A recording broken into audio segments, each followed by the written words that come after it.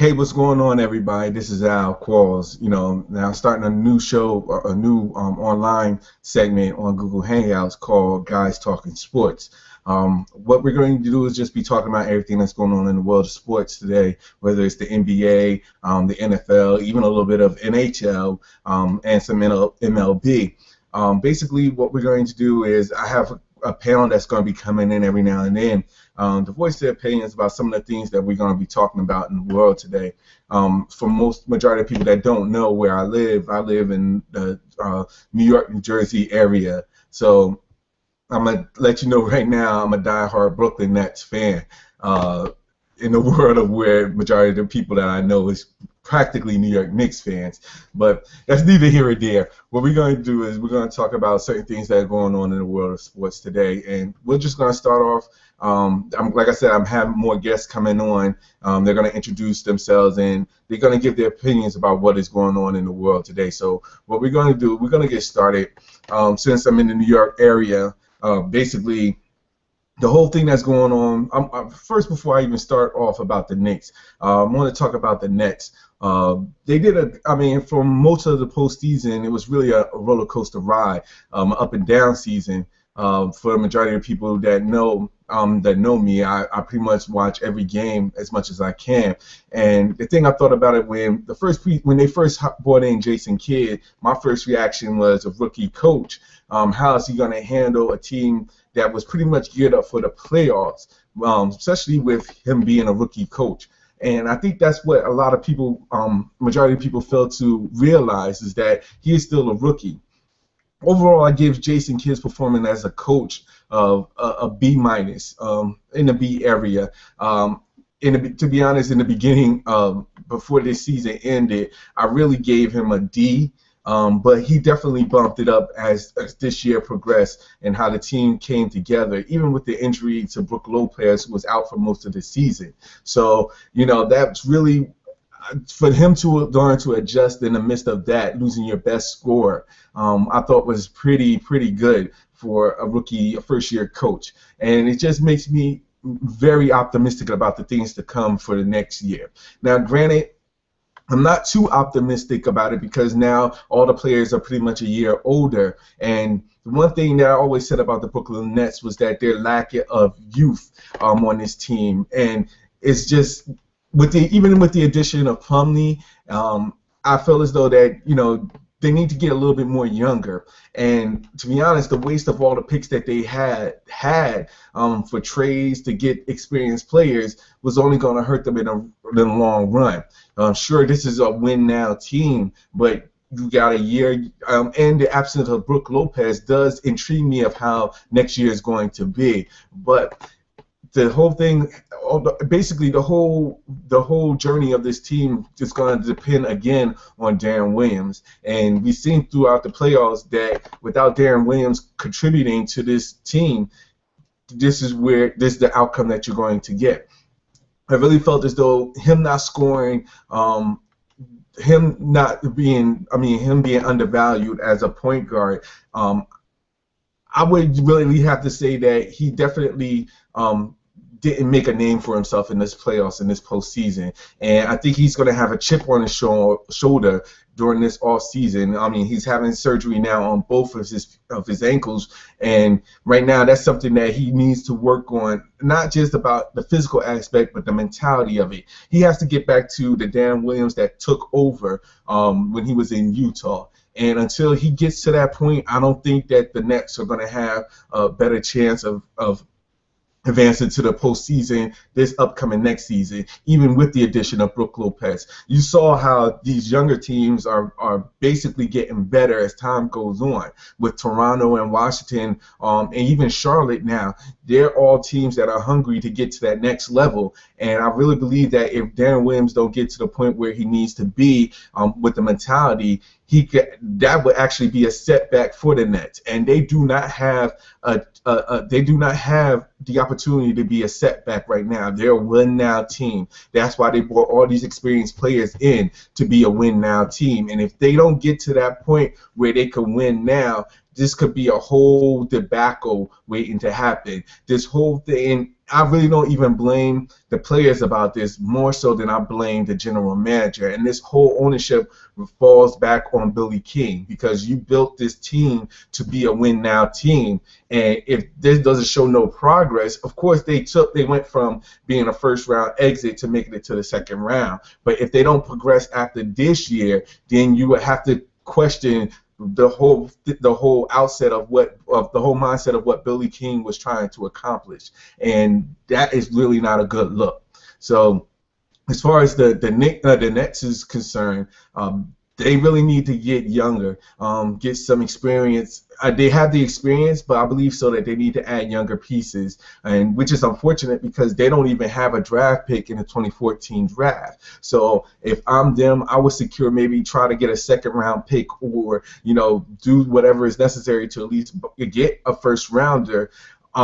They have pieces where I don't think in the offseason that I don't think they're going to stay. I really wish that they re-signed Sean Livingston. Blatch, I'm sure probably is going to end up staying with the bunch. But some of the others, Pierce, I'll probably see him staying. I really don't see him moving on to the Clippers at this particular point. I really see him staying for another year to give it a shot. And with the possible return of KG, I see this group coming back together for one more try. As far as the Nets is concerned, their future is just really a win now or go home type of season for them coming up next year. And hopefully with the addition of Brook Lopez coming back, maybe they could find some adjustments down the road. Now, as far as the Knicks is concerned, I really don't want to talk bad about what they have done in the offseason or not making it to the playoffs. That's gone. What we need to do now for the Knicks is they need to focus on who their next coach is going to be. And with Phil Jackson in the mix, I have the confidence that he's going to pick the right player, the right person for the position. But at this particular point, with the failure to pick up Steve Kerr since he went to the Warriors, it's going to be a real difficult decision. But in actuality, what this does is that it makes Phil Jackson actually work to get to the accomplishments that he needs to be. And he has to do some work to find that next coach for the Knicks. And we're gonna, hopefully he can find not only that he will deem a perfect fit for the team, but also what the fans will feel adequate coach, a good coach for them, a good pick for their team. Because you have to understand, you're not picking just for the team, you're picking for the fans, the New York fans as well. And I'm pretty sure that Phil Jackson is up to the challenge of picking the right coach. Again, we're going to have more people come in and talk more about this in the long run. But as of right now, we're going to take a quick commercial break, and we'll be right back. While I'll bring to you this sponsor, while I'm drinking my Pepsi, of course. But what we like to do is we're going to have people come in with questions, Q&A sections, anything that they want to discuss. We're going to talk about it a little bit more. But as of right now, as I said, I'm waiting for the rest of the people to show up, the people that are supposed to be here. So I'm going to continue to keep talking. Now, we're going to move a little bit on to the NFL.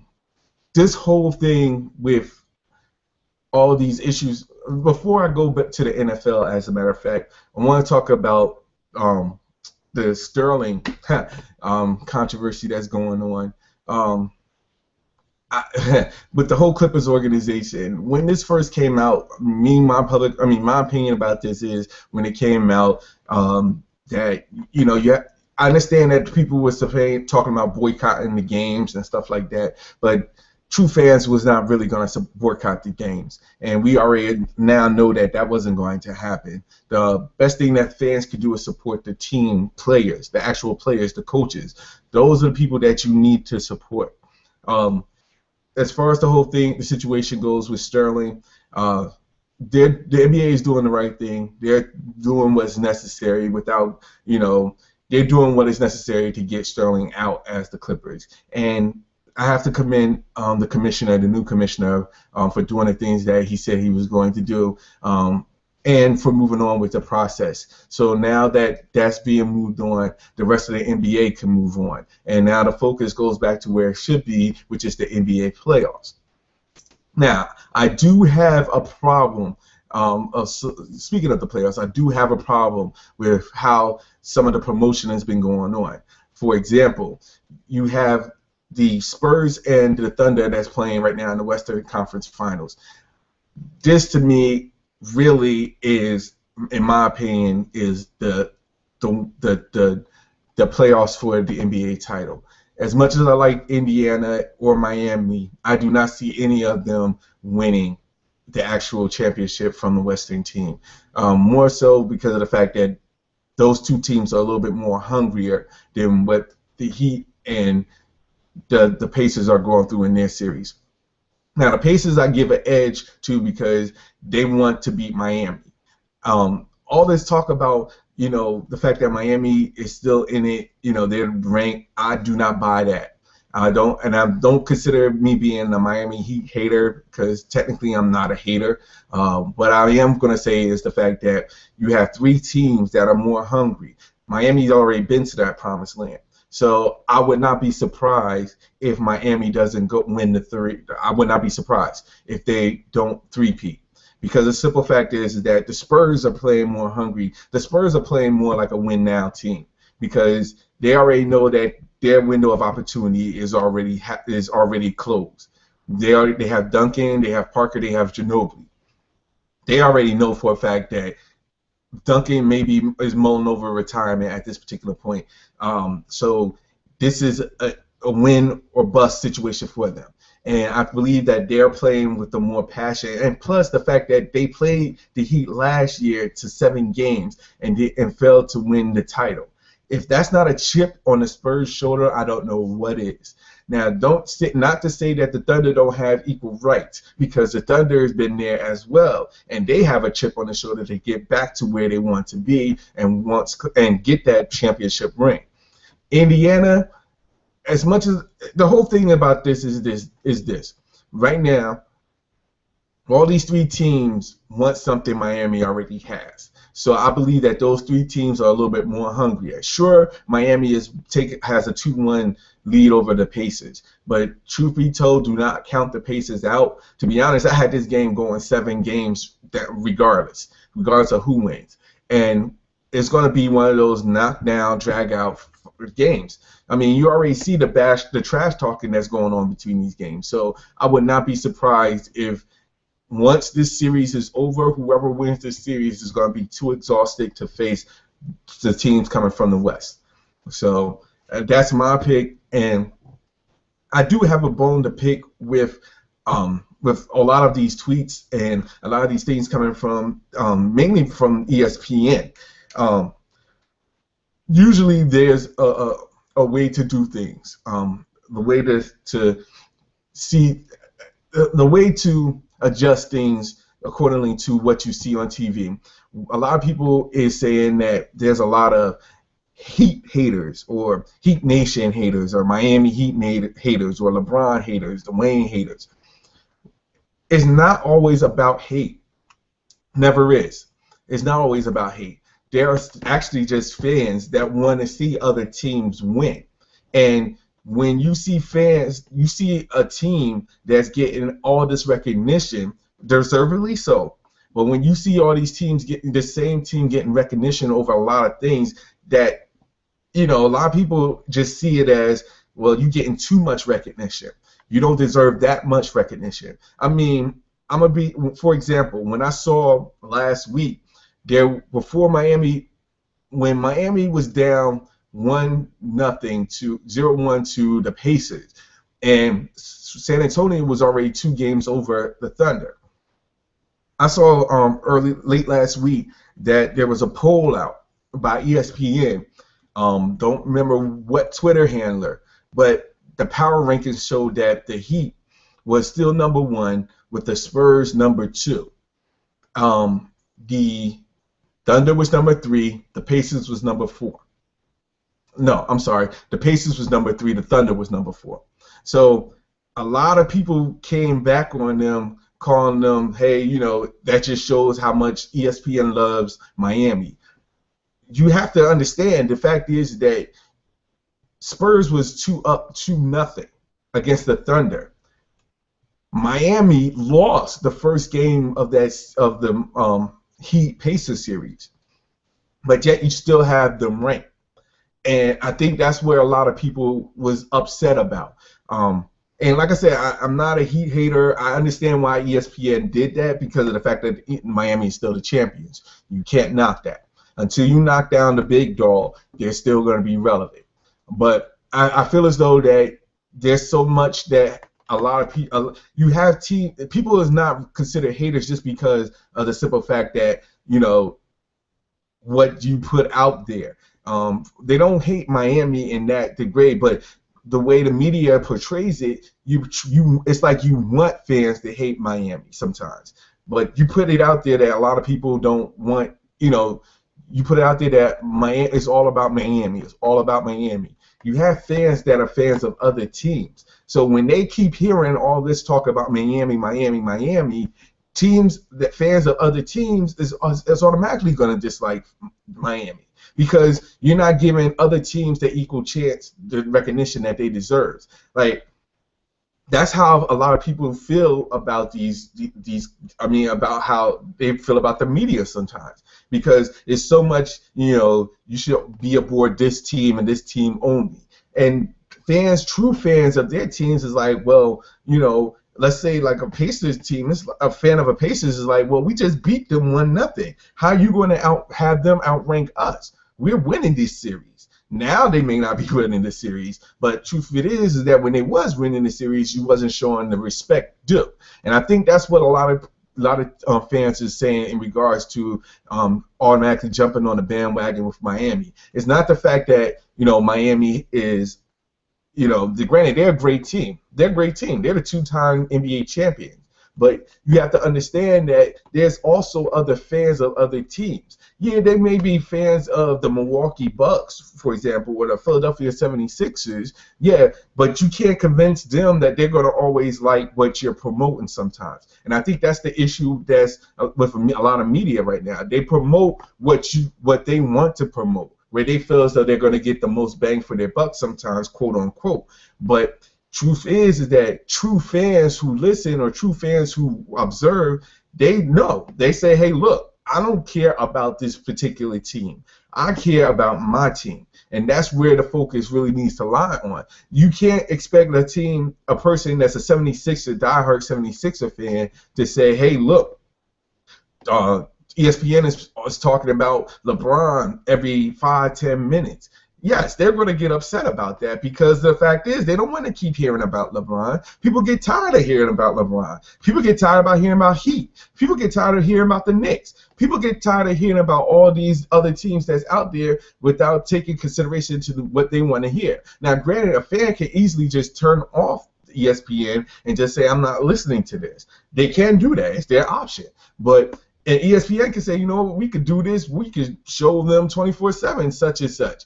I mean, it's just that a lot of fans they don't cater to one particular person, one particular team.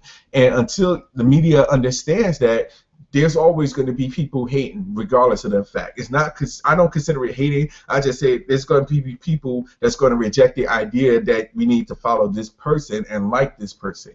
A true fan is going to say, you know what, I like my team, and I'm always going to stick with my team.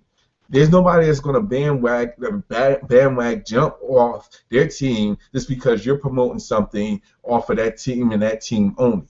So you, as a media, has to understand that there's other fans out there besides just one team. And until the media gets to that point, there's always going to be hate. There's always going to be someone that doesn't like that team. There's always going to be someone that's going to want some other team to take that other team down. That's just the nature of that's what a true sports fan should do. They shouldn't root for the team because you promote you promote what the team that you want us to root for. They're rooting for the team, whoever it is, to knock off that team to keep you guys quiet.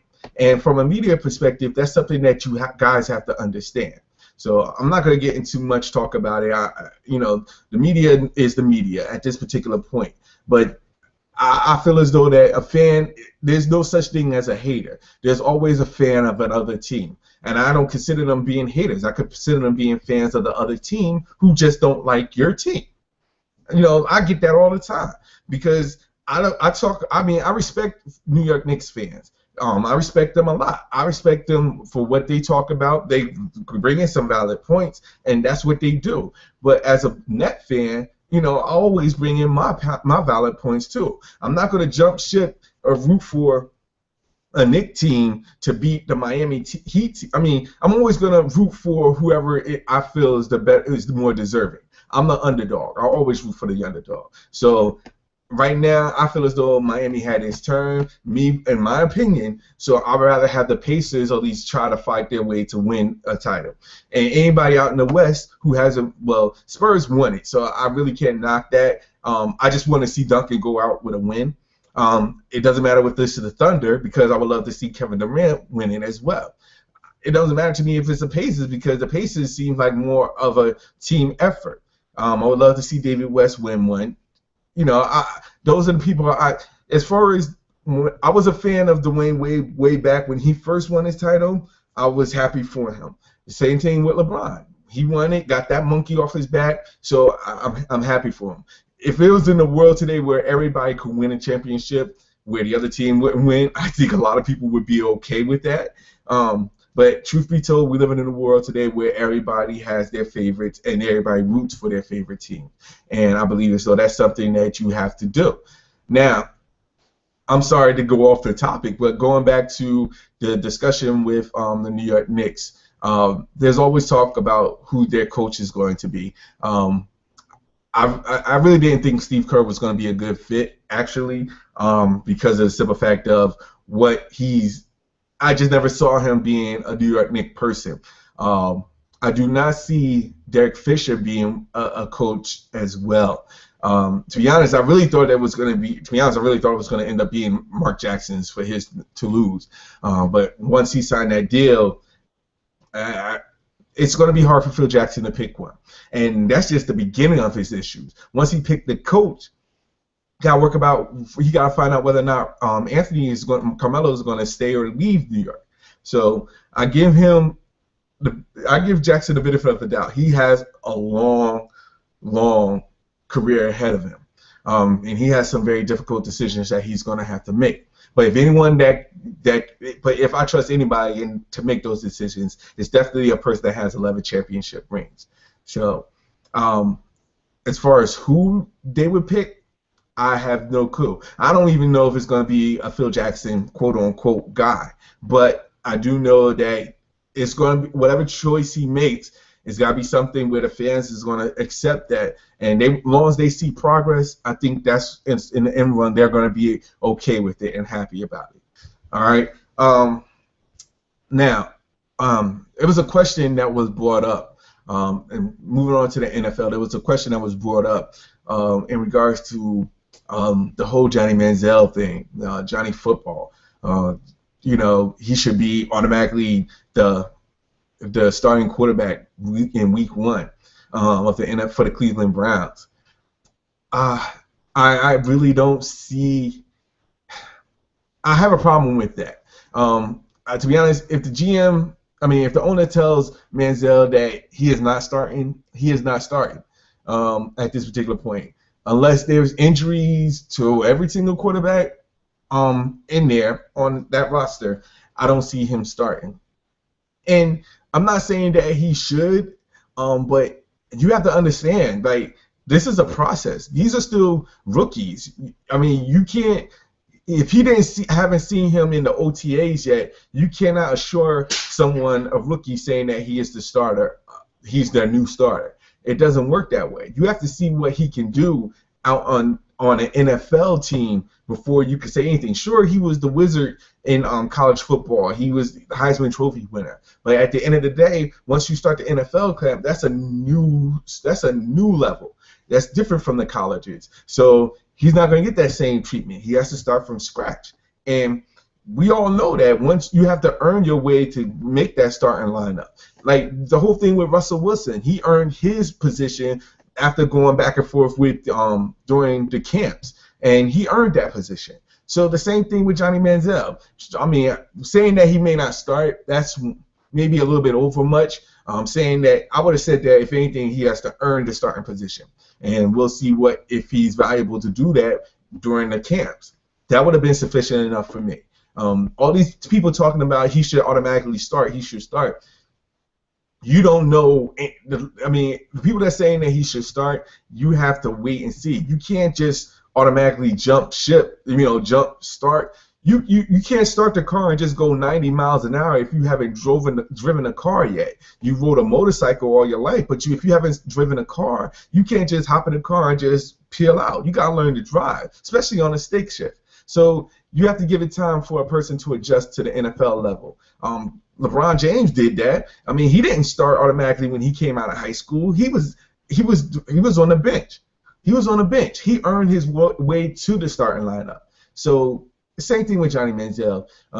I've seen a little bit bits and pieces of what he can do. I saw highlights, but for the most part, at this particular point, he may be good. He may be better than all the quarterbacks that you have on the roster, but I think that's something that still needs to be proven first on the field, at least in the mini camps, if anything. See what he has to offer. Then you can make that assumption. And that's what I feel about that. Johnny Manziel should not be starting if he hasn't earned the start. That's really what it boils down to. So that's how I feel about the NFL. I mean, about Johnny Manziel, about his worth right now in the NFL. That's something that has to be proven. Let's see. Another thing that I wanted to talk about is the whole thing that's going on in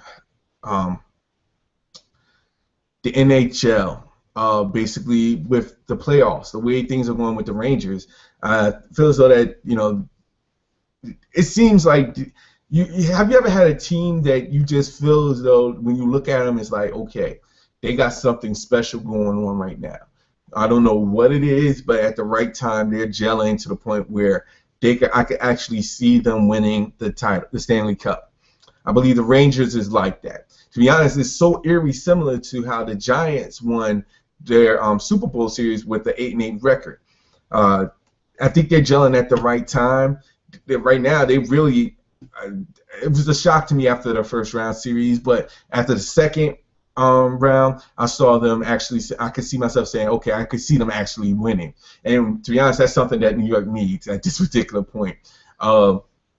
They're really doing a tremendous job right now with the team that they have, and hopefully they can reach up to the Stanley Cup Finals. They're 3-1. They have right now they're 1 win away from the Stanley Cup. So definitely something to keep an eye out for. But the Rangers look like a team that has that it factor right now.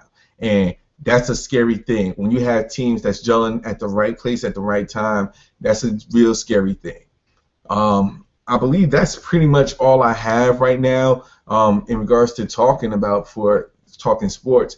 Wanted to have my panel come in, but it looks like they're all enjoying the Memorial Day weekend. Probably cooking some hot dogs and burgers right now. So right now, I'm going to take my leave, and I'm going to post something on more about this down the road. I'm going to have another one. I don't know when, but I'll shoot everybody an invite, see if we can do this again. Again, you can catch me. I am the host of Guys Talking Sports. If you want to find my Google Plus page, is Al Qualls, of course. You can find me on Twitter at I am Al Qualls. Again, that's IAMALQUARLES. All right. I'm probably going to post another hangout once I get the fellas back in play. Maybe do a part 2 series to this. But as of right now, I'm going to sign off. Thanks very much for listening to me, and check me out again later.